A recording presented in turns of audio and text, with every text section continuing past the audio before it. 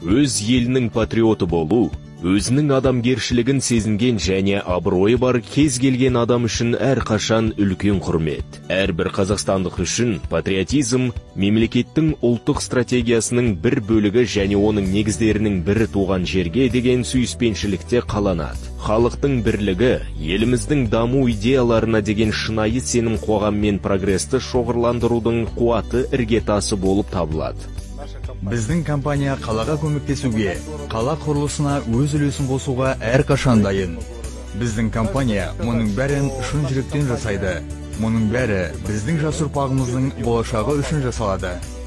Біздің ұрпақтарымыз, біздің кейбір ағаларымыздың осы жұмыстар қарап, елге деген, халыққа деген өзінің жүректердегі бір мехір ойғанып, халқымызға осылай жақсылық жасайтын болса, көп жетістікке жетеміз. Туған қаласына әлеуметтік нысандар, спорт, балалар алаңдарын салуда әрдайым қолдау көрсетуге, сондай-ақ мұқтаж адамдарға көмек көрсетуге деген ұмтылыс. Адамдар жақсы мақсатпен біріккен кезде кез келген мәселені шешуге болады. Көмектесуге деген ықылас әрқашан шын жүректен шығады.